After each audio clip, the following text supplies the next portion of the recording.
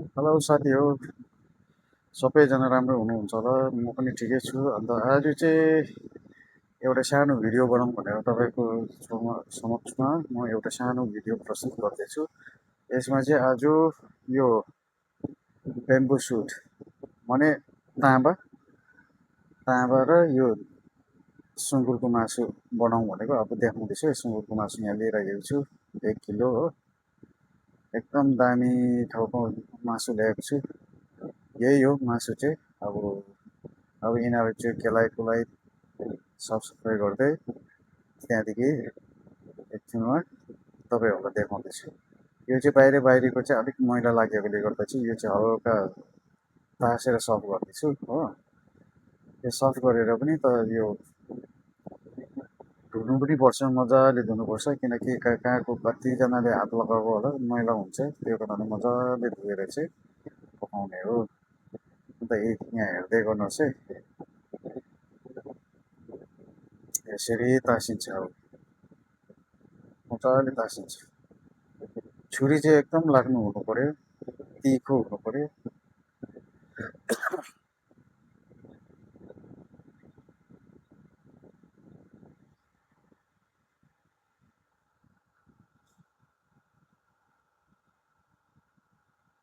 यो फेदको पनि अब अलिकति काटेर चाहिँ फाल्ने हो।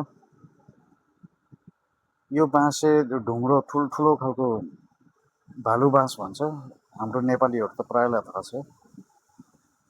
यो चाहिँ एकदम ठुल्ठुलो बाँस बाँस हुन्छ। यो चाहिँ तपाईँको तराई र पहाडको बिचमा जो जमिन माटो हुन्छ हो त्यस्तोमा फलिन्छ। यो चाहिँ एकदम पहाड साइडमा पनि उम्रिँदैन। यो यस्तो दामी छ, हेर्नुहोस् है। बाँस टुटु छ, एकदम कलिलो छ, दामी छ।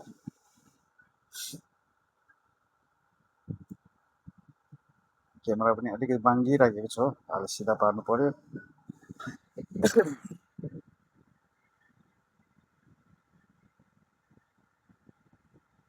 यो चाहिँ काटेर फ्याँक्छु, फेदको चाहिँ अलिक मैला मैला लाग्यो कि काटेर फ्याँक्नु पर्यो। राम्रो चाहिँ राखिदियो, फ्याँक्दिनँ। यो मैलाहरू चाहिँ म डस्टबिनमा हालेर आउँछु, एकछिन पर्खिनुहोस् है साथीहरू।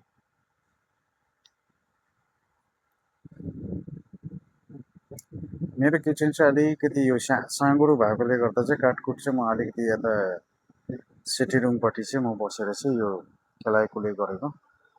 किचन चाहिँ मेरो एकदमै सानो छ। अब यो बाँसको टुसा चाहिँ सरप सरप पतला पतला गरेर काट्छु। यो सरप सरप पतला पतला गरेर स्लाइस स्लाइस काट्यो हो। त्यसलाई पनि अलिकति काट्नुपर्ने हुन्छ। यो हल्का काट्दैछु हो।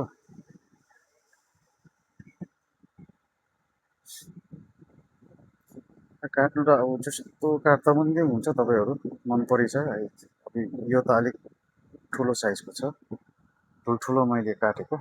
यहाँ हेर्नुहोस् है, ए यत्रो यत्रो चाहिँ मैले काटिदिएको छु। यसलाई पनि एकछिनमा म सानो पार्नु चाह्यो भने पार्न सक्छु, तर अहिले चाहिँ काट्दै गर्छु। हेरौँ पछि के हुन्छ।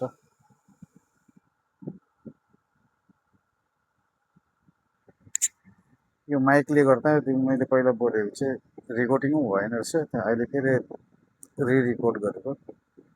यसमा चाहिँ अलिकति साथीहरू बुझिदिनु होला। डिजिआई माइक हुने भए चाहिँ फट्टै हुन्थ्यो होला, तर यो चाहिँ अर्कै कम्पनीको हो। यो पनि गलत प्रोडक्ट आएछ, मैले जुन मगाएको थिएँ त्यो होइन, अर्कै आयो। अब यहाँ हेर्नुहोस् है, यो ताँबा चाहिँ यस्तो खालको हुन्छ, कलिलो ताँबा चाहिँ टिटिटिटिटिटिटिटिर खोप्चो खोप्चो परेको हो। म चाहिँ यसरी लामो लामो काट्छु, हेर्नुमा पनि अलिकति राम्रो देख्छ।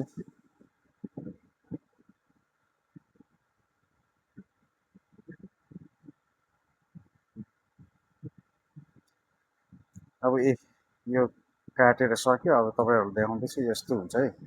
म चाहिँ यसरी नै काटेको, किनकि हेर्नुमा पनि अलिक राम्रो देख्छ हो।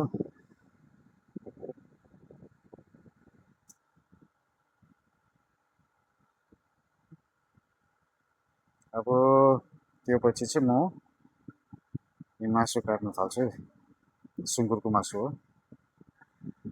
तपाईँहरूको चाहिँ सुँगुरको मासुहरू काट्दा चाहिँ अलिकति तिखो, धेरै तिखो राम्रो हुन्छ।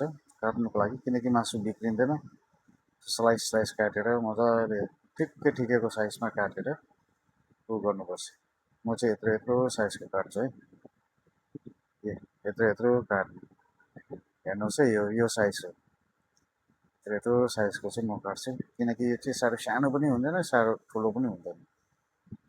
अब ठुलो पिस चाहिँ निकाल्ने, अब त्यो चाहिँ मजाले मासु र यो पोसोको चाहिँ साइज लगभग बराबर हुनुपर्छ। अन्त मासु हेर्नुमा पनि राम्रो देख्छ, मजाले पाकिन्छ पनि।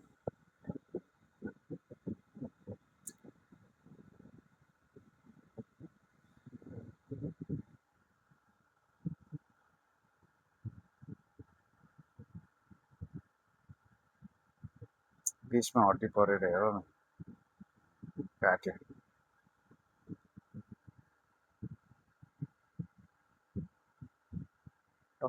टक मजाले मिलाएर काट्नु पर्छ। सुँगुरको मासु चाहिँ जति राम्रो काट्यो त्यति राम्रो पिस हुन्छ, किनकि यो बिचमा बोसो हुन्छ। बोसो र मासु चाहिँ अलिक छुटेको छुटेको जस्तो हुन्छ कि ठिक काट्यो भने चाहिँ त्यो छुटिँदैन। बराबर हिसाबमा काट्नु पर्छ।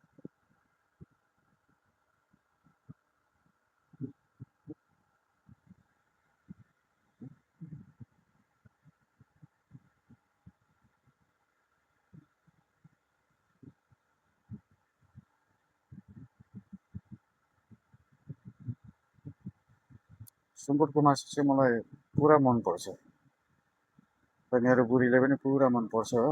अब नानीहरू चाहिँ अलिकति त्यही हो, फल मासु बेसी खोज्छ, त्यो कारणले पकाउनु त सँगै पकाउँछ, तर नानीहरूको लागि चाहिँ मासु चाहिँ अलग्गै हालिदिइहाल्नुपर्छ।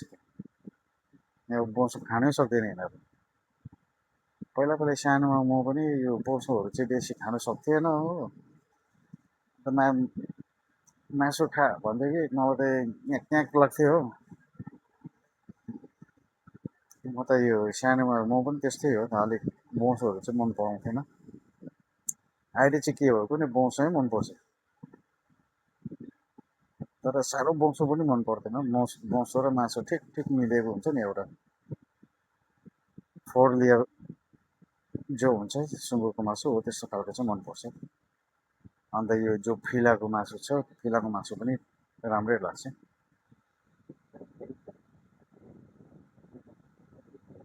अब यस्तो खालको हुन्छ, फिलाको मासु चाहिँ बोसो र मासु चाहिँ ठिकै हिसाबको हुन्छ हो, खानुमा पनि मजा आउँछ।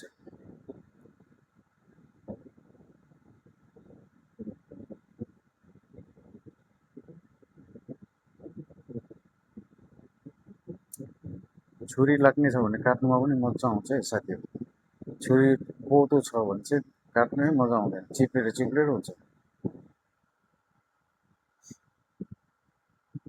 अब यो बिचको हड्डी चाहिँ अलिकति छुट्याउनु पर्ने छ।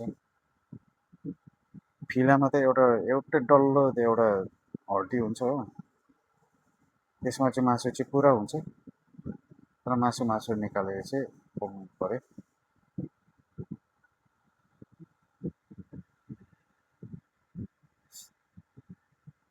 यो भिडियो चाहिँ अब पुरा पकाइसकिन्जेलसम्म बनाऊँ भनेर सोचेको, तर साह्रो लाग्नु हुन्छ अहिले काट्नुमै, यति टाइम लाग्यो हो। योलाई चाहिँ म अलिकति 2 भागमा म देखाउने छु। यो भाग चाहिँ अहिले फर्स्ट भाग हो। अब यसको नेक्स्टमा जो आउनेवाला छ त्यसको चाहिँ सेकेन्ड भाग हुन्छ, त्यो चाहिँ म भोलि अपलोड गर्छु। आज चाहिँ यो अपलोड गर्छु हो, त्यहाँ अर्को भाग चाहिँ म भोलि अपलोड गर्छु, किनकि अब समय पनि छैन, अलिकति रेस्ट पनि गर्नुपर्ने छ हो। अन्त साथी हो, लु है, अब फेरि भोलि भेटौँ। कन्टिन्युस भिडियो छ यसकै हो। अहिले चाहिँ काटकुट भएर चाहिँ त्यति चाहिँ सकिँदैछ हो।